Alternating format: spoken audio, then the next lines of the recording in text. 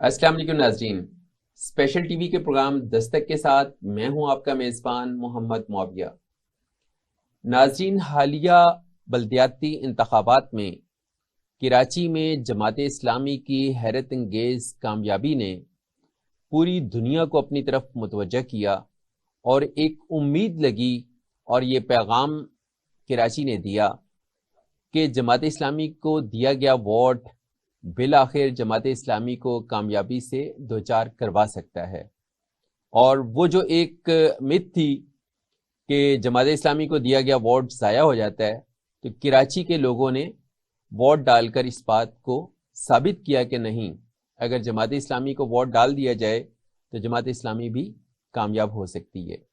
تو اس کامیابی تک پہنچنے کے لیے اور لوگوں کو اپنی طرف متوجہ کرنے کے لیے اور شہر کراچی کی قیادت کے لیے جماعت اسلامی نے کس طرح سے جد و جہد کی اور کن مراحل سے گزری، اسی پر بات کرنے کے لیے آج ہمارے درمیان موجود ہیں جماعت اسلامی کراچی کی پبلک ایڈ کمیٹی کے سیکرٹری جناب نجیب ایوبی صاحب۔ محترم نجیب ایوبی صاحب کو ہم اپنے اسٹوڈیو میں خوش آمدید کہتے ہیں۔ جناب وعلیکم السلام، خیریت سے ہیں؟ الحمدللہ، بڑا مارکا مارا آپ لوگوں نے، اور الحمدللہ۔ ہمارے ناظرین یہ جاننے میں دلچسپی رکھتے ہیں کہ یہ کیسے اچانک سے ہو گیا ہے۔ پہلے سے بتائیں کیا یہ اچانک ہوا؟ ایسا نہیں ہے، اور معاویہ اس میں بہت ساری باتیں، ایسا نہیں ہے کہ آپ نیند سے جاگے ہیں تو کوئی معجزہ رونما ہو گیا اور پھر آپ نے چوٹی نوچ کے دیکھا کہ آپ سو رہے ہیں کہ جاگ رہے ہیں، ایسا نہیں ہوا۔ یہ ساری چیزیں، ایک تو پہلا یہ مت ظاہر ہے ٹوٹا ہے، لیکن یہ مت بنا بھی 10 20 سال 30 سال کے لیے تھا، جس میں لسانی تنظیمیں آگے آئیں اور جس میں علاقائی سیاست کو دانستہ پروان چڑھایا گیا، تو نظریاتی سیاست پیچھے ہو گئی۔ یہ جماعت اسلامی کا شہر تھا، آپ جانتے ہیں 77 کے الیکشن میں جماعت اسلامی یہاں سے جیتی ہے، اور اس کے بعد کے الیکشن میں 85 کے الیکشن میں پھر ظاہر ہے کہ جماعت اسلامی نے الیکشن کا بائیکاٹ کیا تو وہ کئی سال پیچھے چلی گئی، اور اس بائیکاٹ کے نتیجے میں جو یوتھ اوپر آئی اور اس میں لوگ بھولنا شروع ہو گئے جماعت اسلامی کو۔ لیکن موجودہ قیادت نے بہت منصوبہ بندی کے ساتھ کہ ہم نے ماضی میں ہم سے کیا غلطیاں ہوئی ہیں، یا اس کو یوں سمجھ لیں کہ ہماری حکمت عملی کے کیا فقدان تھے، اس کو ریوائز کیا اور ایک پورا 10 سال کا ایک پلان ترتیب دیا۔ یعنی پرابلم ود ان سیلف تھا؟ جی ہاں، ود ان سیلف تھا کہ اس میں ہم نے چونکہ ایک پروسیس کا حصہ نہیں بنے اور پروسیس سے باہر ہوئے، تو کچھ اور قوتیں ہیں وہ پولیٹکس کے اندر آ گئیں، اور پھر انہوں نے جو کچھ بازار گرم کیا لوٹ مار کا اور دنگا اور فساد کا، اس کے نتیجے میں بھی کراچی بالکل گھٹ کے رہ گیا تھا، خوف کا ماحول تھا۔ تو یہ ہم نے اپنے آپ کا جائزہ لیا کہ ہم سے کس جگہ پہ غلطیاں ہوئی ہیں، کہاں ہماری حکمت عملی کمزور رہی ہے، اور کن پاکٹس میں ہم اپنی دعوت کو لے کے پہنچ ہی نہیں پائے ہیں۔ ان تمام چیزوں کا جب جماعت اسلامی نے باریک بینی سے جائزہ لیا تو ایک لانگ ٹرم پلان بنایا کہ ہم 7 8 سال کے اندر کراچی کے اندر دوبارہ اپنا کھویا ہوا مقام حاصل کر سکتے ہیں۔ اور الحمدللہ یہ شہر پہلے بھی کراچی کا تھا اور جماعت اسلامی کا تھا، اور جماعت اسلامی واپس آئی ہے۔ یعنی اس وقت ڈسٹرکٹ سینٹرل میں معاویہ میں آپ کو بتاؤں کہ 100% کامیابی ہمیں ملی ہے، 100%۔ یعنی ایک وارڈ کونسلر بھی ایسا نہیں ہے جو کسی اور پارٹی کا منتخب ہوا ہو۔ اور یہ ڈسٹرکٹ سینٹرل وہ ہے کہ جو نیو کراچی سے لے کے نارتھ ناظم آباد، گولی مار، لیاقت آباد اور یہ سارے ایریا کو کور کرتا ہے۔ اسی طریقے سے وہ مت بھی ٹوٹ گیا کہ جو خالصتاً اردو بولنے والے پاکٹ ہیں وہ ایم کیو ایم کے ساتھ ہیں، جسٹ لائک کورنگی، لانڈھی، ملیر اور پاپولیٹڈ ایریاز اور پرانے ایریاز، ان جگہ بھی الحمدللہ جماعت اسلامی نے ریمارکیبل وکٹری حاصل کی ہے۔ ہاں، کچھ جگہیں رہ گئی ہیں جو کہ نیولی ڈیولپڈ ہیں، یعنی جسے گوٹ آباد اسکیم کہتے ہیں، وہاں پر پیپلز پارٹی نے گزشتہ 6 7 سال میں ایک منصوبہ بندی کے تحت گوٹ آباد کیے اور باہر سے لوگوں کو لا کے اس میں بٹھایا، اور اس طریقے سے ان کو پھر ووٹ کا اندراج کروا کے، یا یہ کہ نئے ڈسٹرکٹ بنا کے، یہ جو پلاننگ ہوتی ہے ان کی منصوبہ بندی، اس میں بڑے ماہر ہیں کہ اپنے اپنے حلقوں کے حساب سے کس طرح حلقہ بندیاں کی جائیں، اپنے پاکٹ۔ یہ ہم نے اس کا بھی مقابلہ کیا، ہماری ٹیم نے اس کا بھی مقابلہ کیا جماعت اسلامی نے، کہ ووٹر لسٹوں میں انہوں نے کس طریقے سے زگزیگ کیا کہ ہمارے ووٹرز کو اٹھا کے کہیں اور پھینک دیا اور کہیں اور پھینک دیا۔ یعنی ایک چومکھی لڑائی تھی جو جماعت اسلامی کراچی بیک وقت کئی محاذوں کے اوپر وہ لڑ رہی تھی. ایک حلقہ جو جس میں زیادہ لوگ رہتے ہیں اور وہ پتہ چلا کہ جماعت اسلامی کا پاکٹ ہے، وہاں پر حلقہ بندی کی ہے. 1,00,000 ووٹرز کے اوپر ایک یونین کونسل بنائی گئی، اور جو پیپلز پارٹی کے اپنے علاقے تھے وہاں پر 25 اور 30,000 ووٹوں کے اوپر ایک یونین کونسل بنائی گئی. یعنی اس طریقے سے اپنی پسند کی یونین کونسلوں کے نمبرز بڑھا کے پھر الیکشن کے اندر وہ لوگ آئے. ظاہر سٹنگ گورنمنٹ کو یہ ایج تو ہوتا ہے کہ یہ ریاستی ایج ہوتا تمام ہے، وسائل اور اختیارات اسی کے پاس ہوتے ہیں. اس میں کوئی شک نہیں ہے، لیکن ہم نے ان حرکات کو بے نقاب کرنے میں کوئی کسر نہیں چھوڑی. نتیجہ یہ ہوا اس کا کہ ہم نے ہر ایسی ہتھ کنڈے کو فیس بھی تو کر ہی رہے تھے، لیکن اس کو بے نقاب کرتے چلے گئے ڈیورنگ دا الیکشن پروسیس. اس کے نتیجے میں جو ووٹر ہے اس کو یہ ساری جال سازیوں کا پتہ چل گیا اور وہ گھر سے چیلنج سمجھ کے نکلا. ایک تو یہ ہوتا ہے کہ جب بلدیاتی الیکشن ہوتے ہیں تو اس کا ٹرن آؤٹ ویسے ہی بہت کم ہوتا ہے normally as compare to national election, اس لیے کہ اس کی ہائپ نہیں بن پاتی. لیکن یہاں پر جماعت اسلامی نے اس الیکشن کو نیشنل الیکشن کا ایک سما بنا دیا تھا، تو لوگوں نے اس طریقے سے نکلے. اور شروع میں چینلز یہ بتا رہے تھے کہ جی 5% اور 7% ہے، تو نارملی تو اتنا ہی ہوتا ہے، لیکن اینڈ آف دا ڈے پتہ چلا کہ وہ 25 اور 26% پولنگ کا ریشو جو ہے. تو میں سمجھتا ہوں کہ کراچی نے تو اپنا دل کھول کے دے دیا ہے، اور پہلے بھی کراچی ایک بڑا عجیب و غریب شہر ہے جی. یہ جس کے ساتھ جاتا ہے نا پورا دل کھول کے چلا جاتا ہے. اس نے ایم کیو ایم کو سپورٹ کیا تو پورا آدھے سندھ کی سیٹیں جو ہے نا ایم کیو ایم کو دلوا دی. اسی طریقے سے پی ٹی آئی کو سپورٹ کیا تو وہ بندے تو کراچی سے تعلق ہی نہیں رکھتے تھے، اور وہ انہوں نے راتوں رات اپنی یہاں پر کروائی، منتقل ہوئے، گھر خریدے یا کرائے پہ لیے، لیکن ان لوگوں کو بھی پھر 14 سیٹیں اور 26 ایم پی دے دیے. لیکن یہ سارے تجربات کے بعد کراچی کا شہری اب یہ سمجھ گیا ہے کہ حل تو صرف جماعت اسلامی ہے، اس لیے کہ باقی صرف دعوے کرتے ہیں. شروع میں یہ سلوگن مذاق لگتا تھا حل صرف جماعت اسلامی، لیکن اس نے حقیقت کا روپ دھارا ہے. اچھا یہ ہاں معاویہ یہ بات بھی ہے، بہت سارے لوگ پوچھتے ہیں کہ کیا یہ سلوگن کوئی ڈیزائن سلوگن تھا یا سوشل میڈیا ٹیم نے کوئی جنریٹ کیا؟ تو ایسا نہیں تھا بالکل. یہ بالکل عوام کی دلوں کی آواز تھی، اور کہیں نہ کہیں سے یہ گردش کرنے لگا تھا مارکیٹ میں، اور یہ چل رہا تھا کہ حل تو صرف جماعت اسلامی. اور یہاں سے نکل رہی تھی نا بات، اس کے نتیجے میں بس ایک دفعہ کسی انٹرویو میں حافظ نعیم الرحمان صاحب کے منہ سے بھی یہی بات نکل گئی، اور وہاں سے پھر یہ ایک چیز کلک ہو گئی. اور پھر جتنی بھی ہماری کمپینس چلتی رہیں یا ہیش ٹیگ بنتے رہے، اس میں پھر یہ ٹاپ ٹرینڈ بن گیا. یہاں تک کہ مخالفین کی زبانوں پہ بھی یہ بات آ گئی، اتنا ان کے حواس پہ یہ طاری ہو چکا تھا کہ مخالفین نے بھی ریکارڈ لگانے کی نیت سے ہی صحیح، لیکن یہ جملہ بولنا شروع کر دیا تھا کہ حل تو صرف جماعت اسلامی. جی ایسے. اچھا ایوبی صاحب، نو ڈاؤٹ کہ حافظ نعیم الرحمان صاحب کی ایک کرسمیٹک پرسنالٹی ہے جو اس پوری اسٹرگل کو یہاں تک لے کر آئی ہے، لیکن ظاہر ہے کہ یہ ایک ٹیم ورک ہے، اس میں جماعت کے لوگوں نے جتنی ایک طویل عرصہ قربانیاں دیں ان کا بھی دخل ہے، اور لوگ تبدیلی بھی چاہتے تھے. اچھا لیکن اس کے پیچھے جو ایک تھنک ٹینک کا کردار ہے وہ ظاہر ہے کہ پبلک ایڈ کمیٹی نے ادا کیا. اچھا یہ بتائیں کہ ٹو سٹارٹ وتھ کہ آپ نے پہلا کون سا ایشو پکڑا جس پہ آپ کو لگا کہ قوم نے پہلی دفعہ کراچی کے شہریوں نے آپ کی طرف توجہ کی ہے؟ وہ کون سا مین ایشو تھا جو پبلک کنسرن؟ بالکل میں آپ کو بتاتا ہوں. ایک تو یہ بات کہ کوئی تھنک ٹینک موجود ہے تو کوئی پبلک ایڈ نے کوئی رول پلے کیا، میں سمجھتا ہوں سارا رول اس میں ہم ایک ٹیم کا حصہ ہے. جتنے بھی جماعت اسلامی کے شعبے ہوتے ہیں وہ ایک ٹیم کا ہی حصہ ہوتے ہیں. اچھا، اور سب نے کام کیا. ہمارا جو کام تھا کہ ہم پلان آؤٹ کر کے چیزیں دیتے تھے.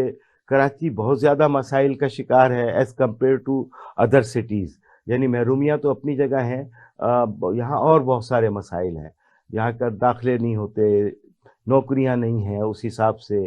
اچھا، اسی طریقے سے ڈومیسائل کے ایشو ہیں. تو ہم نے بہت سارے ایشوز میں سے کچھ ایشوز کو سلیکٹ کیا کہ سب سے پہلے تو اس حوالے سے لوگوں کو اویئر کیا جائے کہ یہ بھی کوئی مسئلہ ہے. چنانچہ کے الیکٹرک کو ہم نے فوکس کیا سب سے پہلے. یعنی پہلے ہوتی تھی کراچی الیکٹرک سپلائی کارپوریشن، اس کے بعد نجی شعبے میں جب لینے کی کوشش کی گئی پرائیویٹائزیشن کمیشن نے، تو وابڈا اور یہ اور بڑی چیزوں کو چھوڑ کے اس نے چھوٹے سے یونٹ کے الیکٹرک کو جو ہے نا کراچی الیکٹرک کو راتوں رات بیچ دیا. یہ وہ معاملہ تھا کہ جو عوام کی نظروں سے اوجھل تھا، انہیں پتہ ہی نہیں چلا کہ کس طریقے سے کوئی کنسورشیم بنتا ہے اور چیز 17 ارب روپے میں کھربوں روپے کے ایسٹ جو ہے وہ فروخت کر دیے جاتے ہیں. ہماری ٹیم نے اس پہ ورکنگ کی، اور یہ حافظ نعیم الرحمان صاحب کا ویژن تھا کہ انہوں نے پن پوائنٹڈلی ان ایشوز کو توجہ دلائی کہ اس پہ ایڈریس کرنے کی ضرورت ہے. چنانچہ ظاہر ہے جب اسائنمنٹ ہمیں ملا، ہماری ٹیم نے کام کیا اور اس کو ہر گھر کا مسئلہ بنا، اور واقعتاً یہ گھر کا مسئلہ تھا لیکن ہم توجہ نہیں دے پا رہے تھے. مثال کے طور پہ بجلی کا بل جس کو 2,000 روپے آنا چاہیے وہ نارمل 4,000 روپے آ رہا ہے. لوگ نہیں سوچ پا رہے تھے کہ کیا ٹیرف کے اندر کس طریقے سے زگزیگ کیے گئے اور کس طریقے سے جعلی بلنگ کی گئی. ان کی وہ ای میلز پکڑی گئیں جس میں ایم ڈی بلنگ جو ہے وہ کہہ رہا ہے کہ اپنے اپنے ایریاز کے اندر آپ کسی بھی طریقے سے والیوم بڑھا کے ہمیں پیسے لے کے آئیں. تو یعنی یہ ڈاکومنٹڈ چیزیں ہیں. جب ہم نے یہ منظر عام پہ لائیں، سپریم کورٹ گئے، ہائی کورٹ گئے، سیشن کورٹ گئے، ایون نیپرا کی عدالت میں گئے، اور واحد جماعت اسلامی ہماری سنجیدگی کا اندازہ اس بات سے لگائیے اور دوسری سیاسی جماعتوں کی بے حسی کا اندازہ آپ اس بات سے لگائیے کہ کوئی بھی وہاں پر نہیں گیا. جماعت اسلامی بطور فریق کراچی کے 3 کروڑ لوگوں کا مقدمہ لے کر نیپرا کے اندر گئی ہے اور آج تک موجود ہے. اب نیپرا کا جو بھی اجلاس موجود ہوتا ہے شکایات کے حوالے سے، اس کے اندر جماعت اسلامی کو مدعو کیا جاتا ہے، ان کی تجاویز مانگی جاتی ہیں، اور ہمیں یہ خوشی ہے کہ ہم نے بارہا ٹیرف کے اندر تبدیلی کروائی ہے، کمی کروائی ہے. یہاں تک کہ بیک وقت 4 روپے کی کمی فی یونٹ جو ہے وہ جماعت اسلامی کا ہی کریڈٹ ہے اور حافظ نعیم الرحمان صاحب کی جدوجہد اور کارکنان کی جدوجہد. ورنہ یہ تو مثالیں ملتی ہی نہیں ہیں. ایک دفعہ قیمت بڑھ جائے تو وہ کم ہوتی ہی نہیں ہے. لیکن یہ ہم نے کروایا. ہم نے جو کھربوں روپے اربوں روپے کے میٹر رینٹ کے پیسے جاتے تھے بلا وجہ، ایک میٹر ہم نے خریدا ہوا ہے، اس خریدے ہوئے میٹر کا ہم کرایہ کیوں دیں؟ اس کو وہ کہتے تھے کہ میٹر رینٹ، پھر ڈبل میٹر رینٹ، مطلب ایک طریقے سے لوٹ مار. تو یہ کہ الیکٹرک کا ہم نے سب سے پہلے ٹیک اپ کیا، لے کے چل رہے ہیں ابھی تک. پھر آہستہ آہستہ دوسری چیزیں ہم کرتے چلے گئے. پھر جو بھی شہر کا معاملہ تھا اس میں حافظ نعیم الرحمان صاحب فزیکلی موجود ہوتے تھے. یعنی اگر ہماری ٹیم نے یہ کہا کہ سر یہاں پہنچنا ہے حافظ صاحب، یہ مسئلہ بڑا امپورٹنٹ ہے، آپ کی موجودگی ضروری ہے، تو حافظ صاحب وہاں کھڑے ہوئے ہوتے تھے، عوام کے درمیان ہوتے تھے اور ہیں. تو یہ وہ چیز، یہ چیز آپ کی شخصیت میں کرزما پیدا کرتا ہے. کوئی کرزماتی کوئی شخصیت ایسی نہیں ہے کہ وہ پیدائشی کوئی لے کے آئی ہو، یہ چیزیں پالش کرتی ہیں اس کو. تو اس طریقے سے گروم ہوتی چلی گئی ایک لیڈرشپ، اور کارکنان ساتھ جڑے رہے الحمدللہ. تو یہ کامیابی اس طریقے سے ملی. کتنا اسپین بنتا ہے آپ کی اس اسٹرگل کا؟ کتنے سال آپ نے جدوجہد؟ نہیں، جدوجہد تو دراصل اکابرین کا کیا ہوا کام ہے جو چل ہی رہا ہے. لیکن میں نے آپ کو بتایا نا کہ 10 سال پہلے یہ پلان کیا گیا تھا، اور اب یہ ایگزیکٹ 10 سال ہو گئے. تو یہ 10 سالہ ایک منصوبہ سمجھ لیں آپ کہ ہم نے گریجولی کام کیا، چیزوں کو ایڈریس کرنا شروع کیا، اور اس میں شخصیات بلڈ اپ ہوتی رہیں.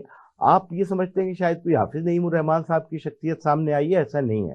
کراچی کے اندر ہم نے تنظیمی طور پہ 11 اضلاع ہمارے پاس موجود ہیں. ان 11 اضلاع کی مقامی لیڈرشپ اپنے اپنے طور پہ ڈیولپ ہو چکی ہے الحمدللہ.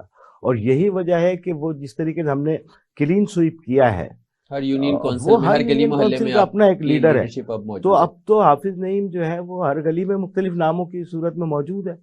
جو وہاں کا ضلعی ذمہ دار ہے وہ بھی حافظ نعیم ہے، تو جو بھی پبلک ایڈ کا کام کر رہا ہے وہ بھی حافظ. یعنی اس کریج کے ساتھ ہم نے کام کیا کہ حافظ نعیم ایک نہیں ہو، حافظ نعیم سینکڑوں ہوں اور شہر میں پھیلے ہوئے. تو اللہ کا شکر ہے یہ چیز ہوئی. اور جس کو ہم سمجھتے تھے کہ اس میں شاید زیادہ ٹائم لگے گا، تو زیادہ ٹائم بھی نہیں لگا. یہ جو آخری ہمارا ٹائم چلا ہے 3 سال تو ایسی ہارڈ ورکنگ ہوئی ہے، ایسی ہارڈ ورکنگ ہوئی ہے کہ آپ تصور نہیں کرتے. اور گیم چینجر معاویہ جو چیز بنی وہ 29 ڈیز کا ہمارا جو سٹ ان تھا، دھرنا تھا، وہ دھرنا گیم چینجر بنا ہے. یعنی کراچی کے مخالفین کو بھی اندازہ ہو گیا کہ اب جماعت اسلامی کو روکنا جو ہے نا یہ ناممکن ہے.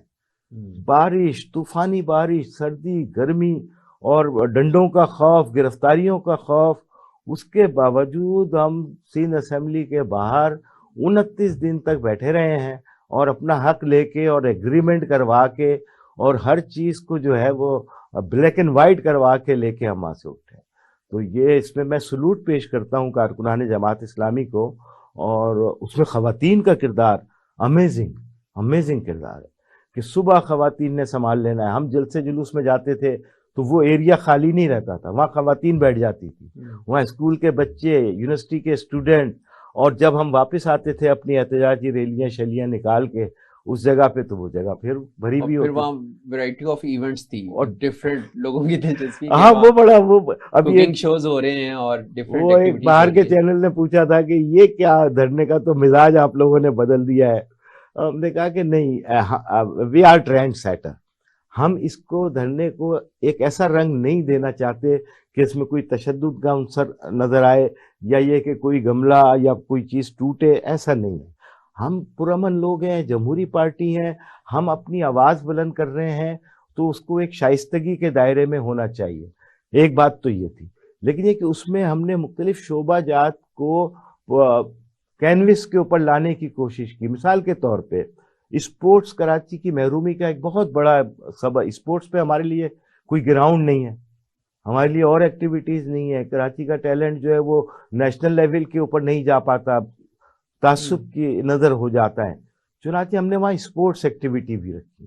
کراچی کے جو نامی گرامی اسپورٹس مین تھے، جو باکسرز تھے، سائیکلسٹ تھے، یا یہ کہ کرکٹرز تھے، ان کو بلانا. وہاں پر ٹورنامنٹ شروع ہو گئے، اور پھر تو حافظ صاحب نے جو وہاں پر ایک باقاعدہ ایک ٹورنامنٹ کے اندر جو وزیر ہاؤس میں چھکا مار کے گیند پھینک دی تھی، وہ تو بڑا ہٹ ہوا، اور وہ وہاں سے ایک تاثر بنا کہ یہ بندہ جو ہے نا کچھ کرے گا. الحمدللہ پھر کر کے دکھایا. پھر اسی طریقے سے وہاں پر ہم نے بہت ساری چیزیں، ہم نے فوڈ فیسٹیول بھی رکھا. یہ بھی بڑی حیرت انگیز بات ہے کہ جتنے بھی ہم نے کہا کہ وہ لوگ کہ جن کو موقع نہیں ملتا اپنی پروڈکٹ کو مارکیٹ کرنے کا، تو ہم نے یہاں فیملی وہ کیا ہوا ہے ایونٹ، تو وہ دن مخصوص تھا، 2 دن ایکسٹینڈ کیا بلکہ ہم نے اس کو.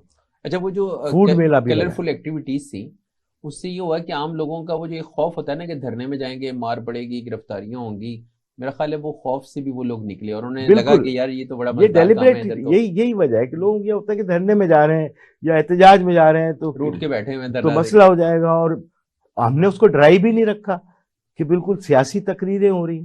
ہم نے اس کے اندر یہ رکھا کہ مختلف شعبہ جات کے لوگ جو نمائندگی کرتے ہیں وہ آتے تھے، اظہار یکجہتی کرتے، اپنے مسائل بیان کرتے تھے، ان کو پھر ہائی لائٹ کیا جاتا تھا، اور اسی طریقے سے معاملہ چلتا رہا. اسکول، کالج، یونیورسٹی، تعلیمی ادارے اور مزدوروں کی تنظیمیں، بینکرز، سیاسی عمائدین، مطلب ریکارڈ میں سمجھتا ہوں یہ تو ریکارڈ قسم کا ایک دھرنا تھا کہ میں ہی وہ کیلکولیشن کرتا تھا کہ آج کتنے وفود آئے اظہار یکجہتی کے لیے. تو آپ یقین کیجئے ڈیلی کوئی 70 سے 80 وفود جو ہے وہ جماعت اسلامی صبح سے لے کے رات تک ہمارے دھرنے میں آتے تھے. اور ایسا نہیں ہوتا تھا کہ اب یہ بار بار یہی آ رہے ہیں، یہ ڈیلی اس میں سے بیشتر جو ہیں وہ تبدیل ہو چکے ہوئے ہوتے تھے، کچھ اور. اور ایک وقت تو ایسا آیا کہ اندرون سندھ کے مختلف قومیتیں یا زبان بولنے والے، ان کے وفود یہاں آنے لگے اور حافظ صاحب سے جماعت اسلامی سے اظہار یکجہتی کیا، دھرنے کی حمایت کا اعلان کیا. یہ دھرنا کیوں تھا یہ سنیے. یہ دھرنا تھا کہ کراچی کے حوالے سے جو جدوجہد گزشتہ 5-6 سال سے مستقل چل رہی تھی، اس کو حق دو کراچی تحریک کا عنوان دیا گیا، اور اس میں کوئی 14 مطالبات ہمارے کلیدی پوائنٹ تھے کہ جس کو ہم نے انتظامیہ کے سامنے رکھا، حکومت کے سامنے، کہ ہمارا کوٹا سسٹم کا مسئلہ حل کیا جائے، بے روزگاری کا جو معاملہ ہے، نوکریاں نہیں ملتی، اسی طریقے سے بلدیات کے الیکشن نہیں ہو رہے، اور جو میئر ہے اس کو اختیارات کا معاملہ ہے جو 18ویں ترمیم کے نتیجے میں سب کا سب پیپلز پارٹی کے حوالے یا گورنمنٹ کے حوالے کر دیا گیا ہے. تو یہ سارے ہمارے مطالبات تھے. تو الحمدللہ ہم نے کراچی کا وہ حق واپس لینے کی کوشش کی. تب جا کے عوام سنجیدہ ہوئے کہ نہیں جی یہی لوگ ہیں کہ جو ہم سے کہیں مسٹیک ہو گئی ہے، ہم نے دوسرے لوگوں کو ٹرائی کیا لیکن کام کچھ بھی نہیں ہوا. تو ظاہر ہے پہلے دن دھرنے کے کچھ بھی نہیں ہوا، لوگوں کا اعتماد بھی نہیں ہمیں ملا، صرف کارکنان تھے. پہلا دن، دوسرا دن، 1 ہفتہ جب ہو گیا تب لوگ سنجیدہ ہونے شروع ہوئے کہ نہیں یہ تو بیٹھ گئے ہیں اور یہ تو سب کچھ اور ہی معاملہ ہونے جا رہا ہے. اسی طرح پھر بات چلنی شروع ہوئی. 7ویں 8ویں دن تو کوئی گفتگو شروع ہوئی، پھر غائب ہو گئے وہ لوگ. اب دوسرے ہفتے میں ہم داخل ہو گئے. اب دھرنے کی پیس کم ہونے کے بجائے بڑھتی چلی جا رہی ہے. اور وہ ہوتے ہوتے جی 20 دن بھی گزر گئے. آپ یقین کیجئے اس تمام 29 دن میں وڈ یو بلیو ایک دن کے لیے بھی حافظ نعیم دھرنے والی جگہ سے مائنس نہیں ہوئے. یہ ہوتی ہے لیڈرشپ. مستقل ان کا سونا اٹھنا بیٹھنا، دروس قرآن، صبح درس حدیث، تذکیر اور وہ سلسلے اور تقاریر، یہ 29 دن کنٹینیو. مجھے تو یاد ہے 2 دن تو شاید میں بھی آف رہا دھرنے سے، کرونا ہو گیا تھا تو وہ سارا، لیکن وہ دل میرا سب وہیں اٹکا ہوا تھا. لیکن اللہ نے بہرحال احتیاط کیا، پھر تیسرے دن میں دھرنے میں پہنچ گیا. معلوم ہوا کہ حافظ صاحب ان 3 دنوں کے اندر بھی بخار کی حالت میں بھی دھرنے میں ہی رہے. تو یہ وہ چیز ہوتی ہے اور کوالٹیز آف لیڈرشپ ہوتی ہے کہ جس کے نتیجے میں لوگ پھر انٹیکٹ رہتے ہیں کہ لیڈرشپ موجود ہے، فیلڈ میں ہے. اور یہ معاملہ ہر کارکن کا تھا. یہاں کے ایک صاحب تھے، وہ چھٹیاں لے کے کراچی آئے ہوئے اور 22ویں دن وہ روتے ہوئے گئے ہیں کہ اب میرے گھر میں کچھ مسئلہ ہو گیا، میں واپس جا رہا ہوں. تو ایسے ایسے عزیمت کے کردار نظر آئے ہمیں. زبردست. ناظرین، یہاں وقت ہوا ایک بریک کا، اور بریک کے بعد ہم نجیب ایوبی صاحب سے اپنی گفتگو کو آگے بڑھائیں گے. ہمارے ساتھ رہیے.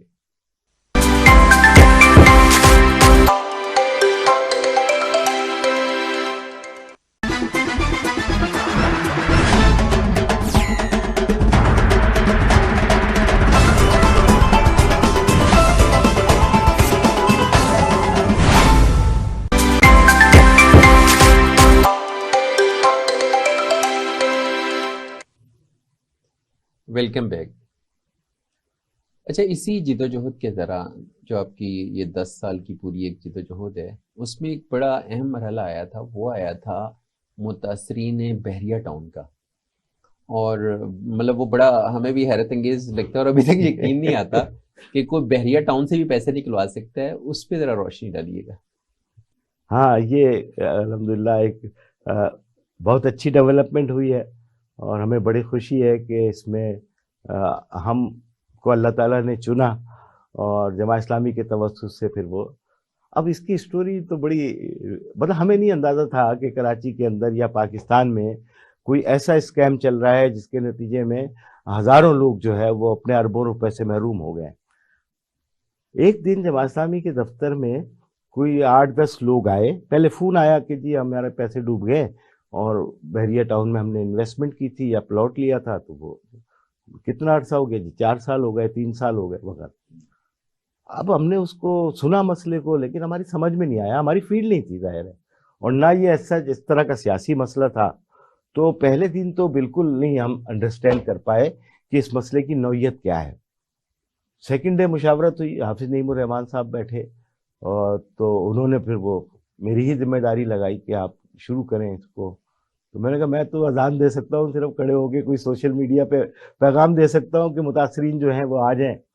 چنانچہ یہی حافظ صاحب نے کہا کہ بھائی اذان دینا ہی آپ کا کام، آپ اتنا کام تو کر لیں، پھر دیکھیں گے کیا ہوتا ہے. کیونکہ جو متاثرین آئے تھے وہ کہتے تھے ہزاروں لوگ ہیں متاثر. مجھے یقین نہیں آ رہا تھا کہ ہزاروں لوگ متاثر ہیں. بھائی ہزاروں لوگ متاثر ہوتے تو بات کہیں نہ کہیں تو آتی نا اخبارات میں، لیکن اس کی بحریہ ٹاؤن کی تو میڈیا مینجمنٹ ایسی تھی کہ وہ غریبوں کی آواز ہی کہیں نہیں جاتی تھی، کوئی چینل ان کو بتاتے ہی نہیں تھا، تو ہمیں اندازہ نہیں.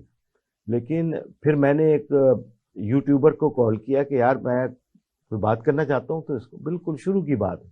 تو میں نے ایک اپیل کی کہ جو بحریہ ٹاؤن کے متاثرین ہیں اور وہ دفتر جماعت اسلامی اس ٹائم کے اندر آ جائیں تو ہم ان سے کچھ میٹنگ کریں گے تو معاملے کو سمجھیں گے کتنا حساس ہے، کیا معاملہ ہے. اچھا، ہمارے ذہن میں یہ تھا کہ کوئی 70-80 لوگ ہوں گے، تو ہم نے چائے شائے کا بندوبست مہمان اس میں کیا ڈرائنگ روم میں، اور بس اطمینان سے بیٹھے رہے کہ اب وہ شام میں 6 بجے لوگ آئیں گے. تو وہ بڑی حیرت کی بات ہوئی کہ تقریباً 200-250 لوگ اس میں پہنچ گئے. ہم نے کہا اچھا اتنے متاثر ہیں لوگ. انہوں نے کہا کہ آپ ہمیں ٹائم دیجئے، تو ابھی تو بہت ہیں. ہم نے اس دن میٹنگ کی، کچھ مسئلے کو سمجھا، پھر 4 دن کے بعد ایک اور میٹنگ کا ٹائم دے دیا کہ آپ اوروں کو بھی لے آئیں. اس دن تو آپ یقین کیجئے ادارہ نوریت میں پیر رکھنے کی جگہ نہیں. یعنی اگر میں کہوں کہ 2,500 لوگ وہاں تھے تو یہ مبالغہ آرائی نہیں ہوگی. اور اس کے بعد اور یہ وہ جینون متاثرین یہ تھے جینون، جن کے اور پیسے وہاں پھنس کے ہوئے یہ وہ تھے. متاثر نہیں تھے کہ کوئی بے روزگار ہے، یہ وہ متاثر تھے کہ جو سفید پوش گھرانے تھے، جو باہر رہتے تھے، متمول تھے، اور ان کی اولاد انہیں پیسہ بھیج رہی تھی. یعنی اگر کوئی 40-50-60 لاکھ روپے کہیں لگا رہا ہے تو اس کا مطلب ہے کہ وہ متوسط فرد ہے, وائٹ کالرڈ آدمی ہے, سفید پوش ہے, وغیرہ وغیرہ. لیکن اس کے بھی جب آنسو بہ رہے ہوں تو پھر سنگینی کا اندازہ ہمیں ہوا. تو حافظ صاحب نے بہت ہی جذباتی انداز میں اس مسئلے کو لیا بھی, اور ہم سب اس میں بڑے پریشان تھے. اللہ کا نام لے کے جی ہم نے جدوجہد شروع کر دی. اب پتہ چلا کہ سامنے تو ملک ریاض صاحب ہیں, وہاں تو وہ کرنل جنرل تو ان کے پاس ملازمت کرتے ہیں, یا یہ کہ اپنا حصہ لے رہے ہوتے ہیں, اور ہر سیاسی جماعت کو انہوں نے اس کے حساب سے سیٹ کیا ہوا ہے, ان کے والیوم کے حساب سے. تو ہم کیسے میڈیا مینجمنٹ بھی کی, ہاں میڈیا مینجمنٹ بھی کی ہوئی ہے, تو ہم کیسے یہ بات کریں گے. تو بس اللہ کے اوپر بھروسہ کر کے ہم نے یہ جی کام شروع کیا. لوگوں کو کہا کہ جی آپ آ جائیں فلاں جگہ پہ احتجاج کرتے ہیں. لوگ شریک ہوئے الحمدللہ. اس کے بعد پھر دوسری کال ابھی دی تھی, اور شہر میں جب بینر ہی لگائے تھے تو وہ کچھ رابطے شروع ہوئے جی جس کی ہمیں توقع نہیں تھی کہ اتنی جلدی جو ہے وہ سلسلہ ہو جائے گا. لیکن میں سمجھتا ہوں کہ یہ اللہ کی بلیسنگ تھی. کچھ اللہ نے ان کے دل میں نرمی ڈالی اور معاملہ ہوا. یا یہ کہ میں سمجھتا ہوں کہ ملک ریاض صاحب کو کہ وہ بزنس میں سمجھدار آدمی ہیں, انہوں نے کہا دوسری پارٹیاں تو چلو سیٹ ہو گئی ہیں, جماعت اسلامی اس طرح مانے گی نہیں, اس کے پاس جانا ہی پڑے گا. تو پہلے تو ہمیں یہ آفر آئی کہ آپ ہماری طرف آ جائیں, یعنی جماعت اسلامی وہاں چلی جائے. تو ہم نے کہا ایسا تو کبھی نہیں ہوا. ہم درویشوں کی بیٹھک تو ادارہ نور حق ہے, دفتر جماعت, آپ آ جائیے, ادھر آ جائیے, انشاءاللہ بات کریں گے. خیر پھر ملک صاحب وہاں پر آئے اور بیٹھے, پھر بات ہوئی, اچھے اس میں بات ہوئی, ہم نے سارے مسائل رکھے, اور 2-4-5 ملاقاتوں میں پھر اس کے بعد دوبارہ وہ آئے, اور پھر ہمارے وفود جو ہے وہ ڈسکس کرتے رہے. پھر ایک مذاکراتی کمیٹی بنی جس کی سربراہی جو ہے وہ سربراہ پبلک ایڈ سیف الدین ایڈوکیٹ کر رہے تھے. بحریہ کی طرف سے 2 لوگ تھے, 3 لوگ ہماری طرف سے تھے. تو اس طریقے سے مہینہ ڈیڑھ لگ گیا. ڈیلی کی بنیاد پہ ہم مذاکرات کرتے تھے. کوئی 22 نکات ہم نے طے کیے. ہمارے پاس تو لوگ 2 مسئلوں میں آئے ہوئے تھے کہ ہمارے پیسے ڈوب گئے, ہمارے گھر دلوائے جائیں, یا یہ کہ ہماری جو ڈوبی ہوئی رقم ہے وہ واپس دلائی جائے.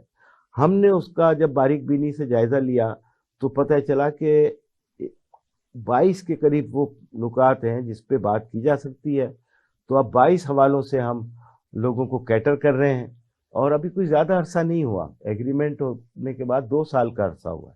اور میں آپ کو یہ بتاؤں کہ اس وقت ہم اپنا ڈائمنڈ جوبلی پروگرام کرنے جا رہے ہیں, یعنی 100واں پروگرام, کہ جس میں ہم بحریہ کی پیمنٹس لوگوں کو واپس, ہم کرتے یہ ہیں کہ جو کروڑوں روپے ہفتے کی بنیاد پہ ہمارے پاس آتے ہیں, ہم متاثرین کو کال کرتے ہیں جن جن کے نام کے پیمنٹ ہے, اور عزت کے ساتھ انہیں اپنے ادارے سے پیمنٹ دیتے ہیں, گپ شپ لگاتے ہیں. تو 100واں پروگرام آپ کا بھائی اب کرنے جا رہا ہے بحریہ کا. بڑی خوشی ہے کہ اربوں روپے کی رقم, تو یہ بتائیں کہ لیکن ابھی چل رہا ہے یہ مام جی. جو چیک بحریہ ٹاؤن نے دیے تھے وہ کیش بھی ہوئے؟ ہاں یہ بہت بڑا سوال ہے. یہ شروع میں کیش ہوئے, لیکن ظاہر ہے کہ وہ آدمی کی عادت نہیں چھوٹتی ہے زگ زیگ کرنے کی. ان کے چیک باؤنس ہونا شروع ہو گئے دوسرے مہینے میں. یعنی جب ہم نے دینے شروع کیے تو 2 مہینے لوگوں کو پیمنٹ ملی. پھر ہمارے پاس یہ کمپلین آنے لگی کہ باؤنس ہو گئے ہیں جی, ہم جمع کراتے ہیں ملتے نہیں ہیں. تو پھر ہم نے ذرا انگلی ٹیڑھی کی, اور ٹیڑھی کرنے کے بعد پھر ملک صاحب سے دوبارہ رابطہ ہوا, بات ہوئی, اور پھر ہم نے ان کو پینلائز کیا کہ جو باؤنس چیک ہو گئے ہیں تو اب ہمارا اعتبار اٹھ گیا ہے, اب آپ نے اس کو پے آرڈر بنا کے دینا ہے. ٹھیک ہے, اب ہم چیک نہیں لیں گے, پے آرڈر نہیں. تو الحمدللہ یہ وقت بھی ہمیں دیکھنے کو ملا کہ بحریہ ٹاؤن سے لوگ ویسے پیسے تو کیا چیک بھی نہیں لے سکتے, لیکن ہم پے آرڈر لے رہے ہیں, اور پھر جو متاثرین ہیں ان کو پے آرڈر دے رہے ہیں. تو یہ بہت بڑی اچیومنٹ ہے. اس سے بھی پوری کراچی میں ایک بڑا تاثر بنا. یہ جو آپ نے پے آرڈرز دلوائے ہیں یا چیکس دلوائے ہیں, یہ بلا رنگ و نسل ہیں اور بلا تفریق ہیں اور سیاسی وابستگی سے بالاتر ہیں؟ ایسے ہی ہے, ہمارے پاس کوئی سوال ہی نہیں ہوتا کہ آپ کون ہیں, کہاں سے آئے ہیں, کس جماعت. اب ظاہر ہے کہ اگر کوئی جماعت کا کارکن ہے, اس کا کوئی دوست رشتہ دار ہے, وہ بھی آ رہا ہے پیپلز پارٹی. بلکہ میں تو کہہ رہا ہوں کہ سٹنگ ایم پی ہے, ایم این اے, ان کے بھانجے بھتیجے ان کو ہم دے رہے ہیں. جو ججز ہیں ان کی اولادیں ہیں, ان کی پیمنٹیں ہم کر رہے ہیں. اور جو جی وہ تو ہمارے وہ سوشل میڈیا کے اندر وہ انٹرویو تو وائرل ہوئے کہ میں جج ہوں اور میرے اپنے پیسے جو ہیں وہ, اور میں سٹنگ ایم پی ایک ایم این اے کا جو بھانجا ہوں. تو یہ تو روزانہ کی مثالیں ہیں. تو نہیں نکلوا سکتے لوگ بحریہ سے پیسے، لیکن ایک قوت ہے، ایک ہمارے پاس کوئی ڈنڈا نہیں ہے. مافیا ہم اکابرین کا کام ہے جماعت کے، اور ان کی جو ساکھ ہے، ہم دو نمبری ہم نے کی ہی نہیں، ہم جانتے ہی نہیں ہے کیا ہے. تو وہ جو سچائی کی طاقت ہوتی ہے، یہ بعین ہی وہی طاقت ہے کہ جس کے نتیجے میں اللہ تعالیٰ نے روب ڈالا ہے، ہمارا اجتماعیت کا روب ہے، اور لوگوں کو ہم سرو کر رہے ہیں ایک الحمدللہ. مورل جو آپ کی اور ایتھیکل جو ایک سٹینڈنگ ہے اس کی بنیاد جی پہ جی بالکل جو ہے کہ ظاہر ہے، ورنہ آپ ہم نے بکتے نہیں ہیں اور کوئی آپ کو خرید نہیں سکتا یا ڈیل نہیں ہو سکتی، ڈیل نہیں ہو تو ورنہ اللہ تو کا بحریہ ٹاؤن سے کمانا بہت آسان تھا. بہت آسان ہے. لوگوں نے بڑی جائیدادیں بنائی ہیں اور بناتے ہیں، لیکن یہ کہ جماعت اسلامی اور دوسرے لوگوں میں یہی تو فرق ہے. یعنی مجھے یاد ہے ایک سیاسی رہنما نے وہاں یونیورسٹی کا اعلان کر کے زمینیں لے لی، ایک نے جو ہے وہ جامشورو اور حیدرآباد کا سلسلہ جو ہے وہ اپنے نام کا، وہ تو نوکری کرتے تھے کروڑوں روپے کی ماہانہ کی، وہ انہوں نے استعمال کیا بحریہ نے لوگوں. حاضر سروس لوگ وہاں پر جو ہے، میں اب نام کیا بتاؤں آپ کو، وہ وہاں پر بزنس پارٹنر بنے ہوئے. تو ایسی شخصیت کو جس کو سپریم کورٹ کنڈا نہیں ڈال سکتی، اس کو جماعت اسلامی کراچی کی قیادت نے جو ہے نا مذاکرات کی میز پہ بٹھایا، ایگریمنٹ کیا، اور الحمدللہ اب تک وہ معاملہ چل رہا ہے.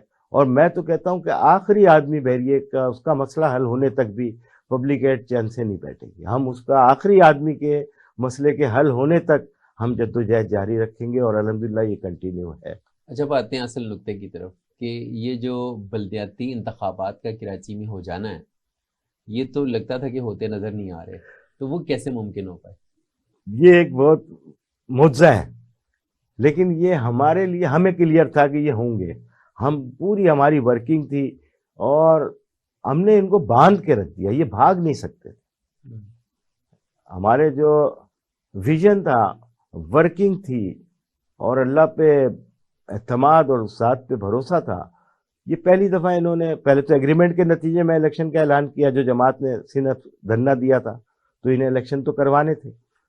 الیکشن سے پہلے انہوں نے بہت زگ زیگ کی، ہلکا بندیاں کی، اپنی مرضی کی ہلکا. پھر کو بھی ہم نے چیلنج کیا، ہم نے ان سے بات کی کہ انہوں نے کہا نہیں جی یہ تو ایسا ہے ویسا ہے. انہوں نے کہا اس وجہ سے اگر ہم بھاگیں گے، ہم پیچھے ہٹیں گے تو انہیں موقع مل جائے گا. ہم نے کہا نہیں ٹھیک ہے، ہمیں وہ بھی منظور ہے، لیکن تم آؤ الیکشن.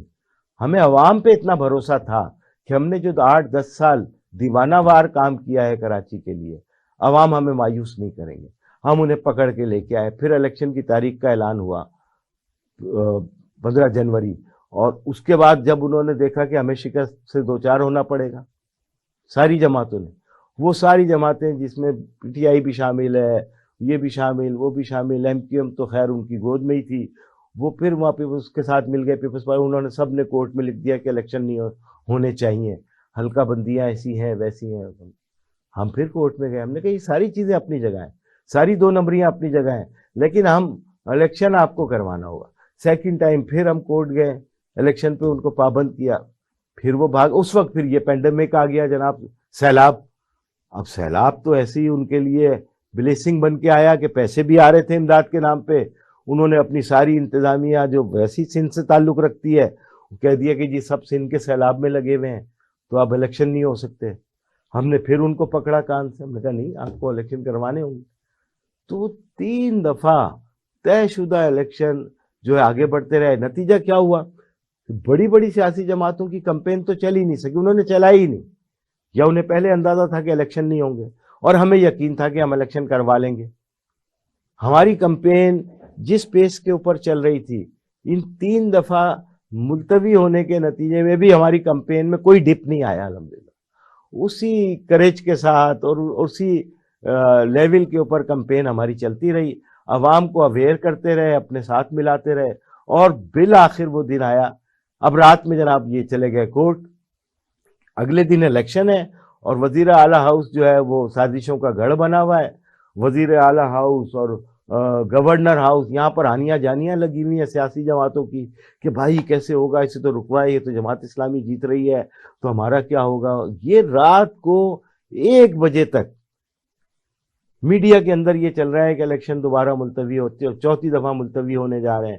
تو آپ بتائیے ووٹر کس طریقے سے اپنا مائنڈ بنائے گا کہ صبح اس نے 9 بجے جا کے ووٹ کاسٹ کرنا ہے، رات 1 بجے مین میڈیا پہ اگر یہ خبریں چل رہی ہیں.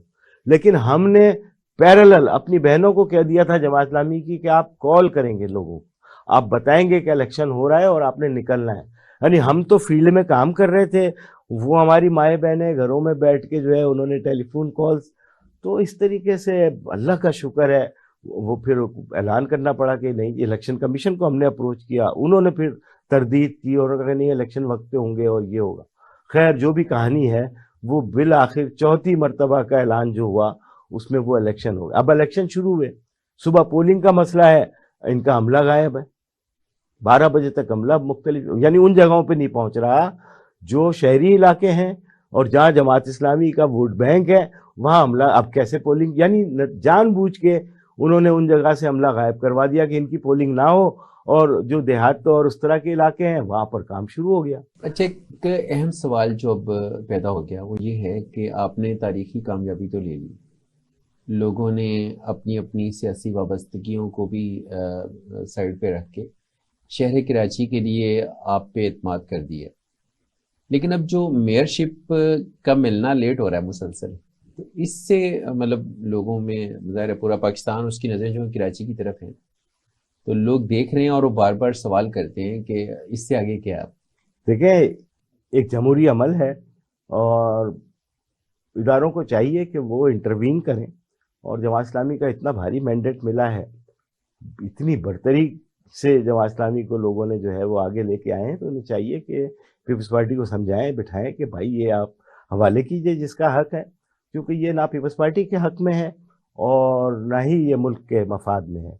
कराची मुस्तहकम होगा, कराची पीसफुल होगा, सुकून में आएगा तो पूरा पाकिस्तान का पहिया चलेगा, इसमें कोई दो राय नहीं है। अच्छा, पीपल्स पार्टी वाले क्या ये खुद नहीं समझते कि अगर वो कराची का जो प्रोसेस है मेयरशिप का उसको लेट करेंगे तो सियासी तौर पे तो उन्हें नुकसान ही होगा ना, राय आमा उनके खिलाफ जाएगी, तो वो उससे हासिल क्या करना चाहते हैं ताख़ीर के जरिए से? पीपल्स पार्टी अगर इतनी समझदार होती तो बहुत कुछ तब्दील होता, लेकिन वडेराना माइंडसेट जो है ना पीपल्स पार्टी का, बदकिस्मती से वो इसको ले डूबेगा, और अब वो दौर नहीं रहा है। अब बहुत तब्दीली आ गई है। खुद सिंध के अंदर ये आवाज़ें उठने लगी हैं जो हाफिज साहब ने नारा दिया है कि जी अब हम सिंधी हमारा भाई है, हमें उससे मोहब्बत है, हम उसको बचाने के लिए निकले हैं, लेकिन हमारी जंग वडेरा माइंडसेट से है। देखें, अगर वडेरा माइंडसेट ना होता तो नाजिम जोखियों का केस भी ना होता। वडेरा माइंडसेट ना होता तो वो बच्ची के चचा भाई और बाप को रातों रात मार के, और 12 लोगों को मारा गया, 14 लोगों को, एक ही खानदान के। अब एक ही लड़की बची है उस खानदान की, ये भी वडेरे नहीं किया ना। सिंध के गांव देहात का बहुत बुरा हाल है, उन्होंने तो इस तरीके से जकड़ा हुआ है अपने मज़ारों को, ये हर जगह यही। लेकिन हाफिज साहब ने जिस जद्दोजहद को लेके चल रहे हैं तो खुद अब सिंध से आवाज़ें उठने लगी हैं, तो पीपल्स पार्टी में इतनी अकल कम अज़ कम होती तो वो बहुत कुछ बेहतर कर सकते थे। अभी देखें क्यों मेयरशिप नीचे नहीं देना चाह रहे, उसकी असल वजह यह है कि 1200 अरब रुपए का पैकेज इन्होंने वर्ल्ड बैंक से लिया, और कमोबेश इतने ही पैकेज इन्होंने दूसरे इदारों से लिए हुए हैं। ये बहुत पैसे होते हैं जेब में भरने के लिए। जब तक ये जीरो नहीं कर देंगे उस वक्त तक तो ये मेयरशिप हवाले नहीं करेंगे। ये इनका माइंडसेट बना हुआ है, हड़प खजाना खाली करके आपके हवाले करना चाहते और फिर वो कहेंगे जी अब हाफिज नईम कोई वसीम अख्तर थोड़ी है कि जो रोना गाना करेंगे, वो तो फाइल फेंक के आ गए थे, हम वो लोग नहीं है। हम वसाइल जनरेट करेंगे और हम कराची को उसका हक दिला। अभी भी हमारे पास देखिए इख्तियारात तो आए नहीं है, हमारे चेयरमैन आ गए, तो चेयरमैन क्या करते हैं, हर चेयरमैन अपने इलाके में खड़ा होता है, वो हाजिरी लगवाता है कि भाई सफाई करने वाले कितने हैं।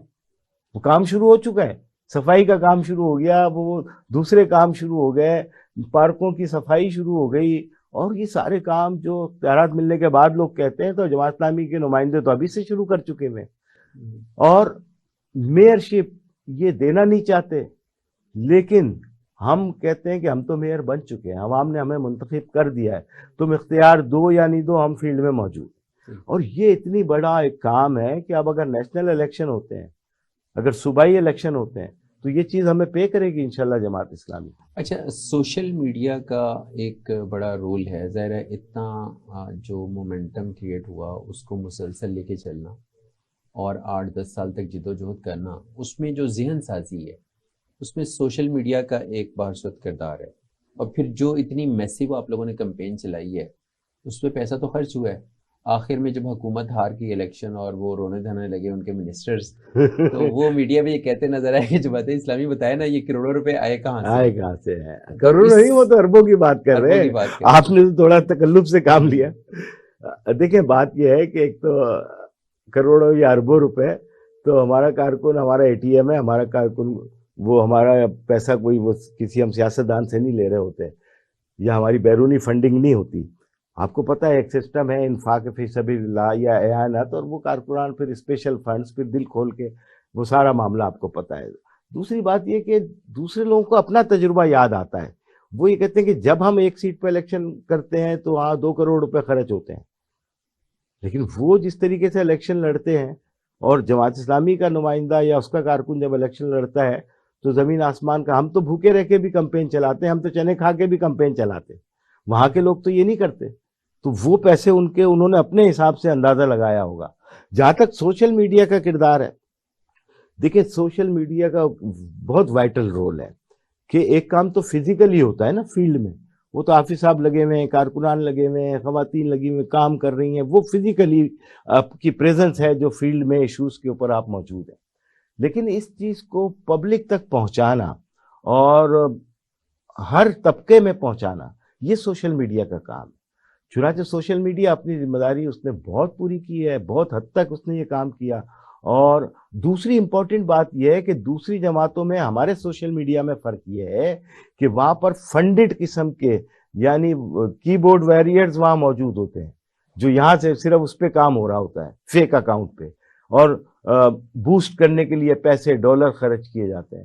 ہماری جتنی بھی ریچ آتی ہے یا لوگ دیکھیں یہ آرگینک ریچ ہے, یعنی کہ جینون فرد جو ہے وہ آپ کی چیزوں کو دیکھ رہا ہے اور اس کو آگے بڑھا رہا ہے, اس کو شیئر کر رہا ہے, لائک کر رہا ہے. یہ فرق ہوتا ہے. ایک ہوتی ہے آرگینک ریچ جو جینون طریقے سے چل رہی ہوتی ہے, ایک فنڈڈ ریچ ہوتی ہے. تو جماعت اسلامی نے آرگینک ریچ حاصل کی, سینہ بسینہ, اور کس طریقے سے بات آگے بڑھی جو زیادہ امپیکٹ فل ہوتا ہے رائدر دین کی بورڈ واریئرز کے طریقے سے آپ اگر کر رہے ہوں, لانگ لاسٹنگ بھی. اچھا یہ بتائیں کہ پیپلز پارٹی کے لوگوں نے ایک اور بھی الزام لگایا ہے کہ جماعت اسلامی میں تو شخصیت پرستی ہے ہی نہیں, تو کراچی میں حافظ نعیم کا جو امیج ہے اس کو کریٹ کیا گیا اور ہر جگہ حافظ نعیم ہو رہی ہے. تو یہ بتائیں کہ اس کے پیچھے کیا کہانی ہے, کیوں وہ روتے ہیں بیچارے؟ دیکھیں اس میں میں سمجھتا ہوں کوئی حقیقت نہیں ہے. ایک ذمہ دار فرد جو بھی ہوتا ہے اس کی بہرحال ایک شخصیت ہوتی ہے, اور میری نہیں سمجھ میں آ رہا کہ یہ پیپلز پارٹی کیوں یہ بات کر رہی ہے. اسے اپنی جماعت کو دیکھنا چاہیے کہ وہاں تو شخصیت ہی نہیں ہے, لیکن بھٹو ابھی بھی زندہ ہے. یعنی بھٹو کی ذات کو تو انہوں نے اس قبر کو مزار بنا دیا اور کیا کچھ نہیں کر دیا, لیکن یہ ماننے کو تیار, اپنے ہاتھوں سے دفنایا, اپنے ہاتھوں سے مزار بنایا, پھر بھی کہہ رہے ہیں بھٹو زندہ ہے. تو اس سے زیادہ شخصیت کیا ہوگی؟ لیکن یہاں تو ایک جیتی جاتی شخصیت ہے, جماعت کی ذمہ دار ہے, وہ کام کر رہا ہے, فیلڈ میں موجود ہے. میں سمجھتا ہوں اس کو تو شخصیت پرستی ظاہر کہا ہی نہیں جا سکتا, اس کو حقیقت پسندی کہا جا سکتا ہے, اور حقیقت پسندی کہنا چاہیے. یہ اگر پیپلز پارٹی یا دیگر سیاسی جماعتوں کا مسئلہ ہے تو میں جواب دے سکتا ہوں, لیکن اگر ہمارے لوگوں کا مسئلہ ہے تو میں ہنس کے مسکرا کے خاموش ہو سکتا ہوں. اچھا کراچی جماعت کا جو ایکسپیرینس ہے, آپ کیا سمجھتے ہیں کہ اس کا جو امپیکٹ ہے یا کراچی جماعت کی جو ایک کامیابی ہے اس کا امپیکٹ پورے ملک پہ جا سکتا ہے؟ جانا چاہیے, یہ بڑی نیچرل چیز ہے. کسی بھی قصبے دیہات میں آج اگر ہدایت الرحمان نے بلوچستان میں مقام بنایا مولانا صاحب نے, اور تو پورے پاکستان کی نظریں, پورے بلوچستان کی نظریں ہدایت الرحمان پہ ہیں, اور وہاں سے وہ انسپائریشن لے رہے ہیں, اور ایک جدوجہد کا استعارہ وہ بن چکے ہیں. اور اس سے پہلے گوادر جیسے پسماندہ علاقے میں, یہاں پر کراچی جیسے شہر میں کاسموپولیٹن اور میگاپولیٹن سٹی میں حافظ نعیم الرحمان کی شخصیت. اب کیا ہوگا کہ پورے پاکستان, پھر یہاں پر آپ کے رہنما, تو اب پورے پاکستان میں امید کی کرنیں جاگ رہی ہیں. ہم واحد پارٹی ہیں, کراچی واحد جماعت ہے کہ جو الیکشن کے نتیجے میں ابھر کے سامنے آئی, اس کے بعد گوادر کے اندر یہ صورتحال آپ کے سامنے آئی, تو اب پورا پاکستان کی آنکھوں میں چمک آ گئی ہے کارکن کے. اور اس میرے خیال ہے یہی فیز ہے کہ جس میں ہم اس سنو بال افیکٹ کا جماعت اسلامی کا کارکن فائدہ اٹھا سکتا ہے, اگر وہ اس امپیکٹ کے اندر اپنی کمپین شروع کرے, اپنے کارکنان کو جمع کرے اور اس سنو بال افیکٹ کا حصہ بنا لے، تو میں سمجھتا ہوں جو 10-15 سال کے بعد آپ فورسی کر رہے ہیں وہ کامیابی آپ 1-1.5 سال کے اندر حاصل کر سکتے ہیں، اس لیے کہ ایک فضا بن چکی ہے، آپ ٹاپک آف دا ٹاؤن ہیں، آپ ویو لینتھ کے اوپر ٹاپ کے اوپر چڑھے ہوئے ہیں، تو دوسرے چھوٹے چھوٹے علاقوں کے اندر اگر ہمارے کارکن جمع ہو کے اسی پیٹرن پہ جدوجہد شروع کر دیں تو کامیابی ہماری طرح انہیں 8-10 سال نہیں لگیں گے، انہیں 1 سال کے اندر یہ نتائج انشاءاللہ مل جائیں گے۔ اب تو پورے پاکستان میں یہ بات ہو رہی ہے نا کہ ہم نے سب کو آزما لیا، جماعت اسلامی کو آزمانا چاہیے، تو یہ ٹرو ہے، اس کا فائدہ اٹھانا چاہیے۔ اچھا، اس میں آخری سوال میں یہ کروں گا چونکہ پروگرام کا وقت ختم ہو رہا ہے کہ بنو قابل کے نام سے جو آپ نے کتنا بڑا ایونٹ کریٹ کیا اور پھر اس پروجیکٹ کو لانچ کیا، تو کیا آپ نے ٹریننگ دے کے تو مزید بے روزگاری کے سرٹیفکیٹ پکڑا کے نوجوانوں کو فیلڈ میں بھیج دیا کہ جاؤ؟ نہیں، مایوسی کی فضا ہم نے نہیں بنانی ہے، اس پہ پوری ورکنگ ہے جماعت اسلامی کی۔ ہم نے کیا کیا، یا الخدمت کے ذمہ داروں نے یہ کیا کہ پہلے تو ان لڑکوں کا ڈیٹا بچوں کا لیا کہ کتنے، تو وہ تقریباً 1.5-2 لاکھ سے زیادہ ہیں، اور ابھی اور بھی ہیں، لیکن ہم نے اس میں سلیکٹ کیا، ہم نے ان کا ایپٹیٹیوڈ ٹیسٹ لیا، پری کوالیفیکیشن ٹیسٹ لیے، اس کے نتیجے میں کوئی 60,000 40,000 50,000 اسٹف ہمارے پاس بچوں کا آیا۔ پھر ہم نے ان کی روزگار کا یہ بندوبست کیا کہ پہلے تو ان کو بڑے بڑے سرٹیفیکیشن حاصل کرنے کے لیے ان اداروں سے بات کی، ان کی فیسز کا مسئلہ حل کیا، اور ہم نے اپنے وسائل کو استعمال کرتے ہوئے کوئی کورس ہے 40,000 کا، کوئی 50-60,000 کا بھی کورس ہے، لیکن یہ الخدمت پے کرے گی، جماعت اسلامی پے کرے گی۔ لیکن جب یہ 50,000 40,000 اسکلڈ بچے نکلیں گے اپنی اپنی فیلڈ میں تعلیم حاصل کرنے کے بعد 3-4 مہینے کے اندر اب یہ آ جائیں گے فیلڈ میں، ہم نے مختلف اداروں سے پہلے بات کی ہے کہ جی سال میں آپ کے ہاں کیا ٹرن اوور ہوتا ہے، کتنے بچے آپ رکھتے ہیں، اسکل کتنے ہوتے ہیں، ان اسکل کتنے ہوتے ہیں، تو ہر ادارے کی ریکوائرمنٹ ہے کہ آپ ہمیں 5,000 بندہ اسکل دے دیں، ہم لے لیں گے، 2,000 دے دیں، ہم لے لیں گے، 3,000 دے دیں۔ ہم نے ان سے ایم اے یو سائن کروا لی کہ یہ اسکل بچے اگر ہم آپ کو دیتے ہیں پہلا بیچ، تو ایم او یو سائن کروا لیا ہے جناب کہ اتنی پے اسکیل ہوگا، اتنے بچوں کو فلاں ادارہ رکھے گا، اتنے بچوں کو فلاں ادارہ، تو ہم معاشرے میں اسکل لے کے جائے اس کو جاب کی گارنٹی بھی ہے، وہ فری لینسر بھی بن سکتا ہے، یہ آپشن بھی اس کے پاس موجود ہے، وہ کوئی اور کام بھی کر سکتا ہے، یہ آپشن بھی موجود ہے، لیکن جماعت اسلامی کی طرف سے اس کی جاب سیکیور کر دی گئی۔ تو یہ ایک ایسا ماڈل ہم نے بنایا ہے جس کی نظیر جو ہے وہ مجھے اور کہیں نہیں ملتی پاکستان اور کراچی کے علاوہ، کہ ہم نے ہر طریقے سے اس کو سیکیور کرنے کی اپنے طور پہ پوری کوشش کی ہے کہ اب وہ جب بچہ نکلے گا تو وہ اپنے گھر کوئی 50-60 ہزار روپے ماہانہ لے جانے کے قابل ہوگا اس سرٹیفکیٹ اور اس تعلیمی قابلیت کے بعد جو ان 3-4 مہینوں میں جماعت اسلامی اس کو دے رہی ہے۔ تو اس ویژن کے ساتھ ہم کام کر رہے ہیں۔ بہت شکریہ نجیب ایوبی صاحب، چونکہ کراچی کی کامیابی کے حوالے سے لوگ جاننا چاہتے ہیں، اور کراچی کی کامیابی کے بعد یہ ضروری بھی تھا کہ آپ سے ہم کچھ معلومات لیں کہ کیسے آپ لوگوں نے یہ سارا سفر کیا۔ ناظرین، آج ہمارے ساتھ مہمان تھے نجیب ایوبی صاحب، جو پبلک ایڈ کمیٹی کے جنرل سیکرٹری ہیں جماعت اسلامی کراچی کے۔ ہم نے ان سے یہ جانا کہ جماعت اسلامی کی یہ جو تاریخی کامیابی ہے کراچی کے بلدیاتی انتخابات میں، تو وہ پورا جو منظرنامہ کریٹ کیا گیا اور وہ جو پوری ایک جد و جہد ہے، اس کی تفصیلات کیا تھیں اور وہ کیا مائل سٹونز تھے جنہوں نے رفتہ رفتہ جماعت اسلامی کو کراچی میں پاپولر کیا۔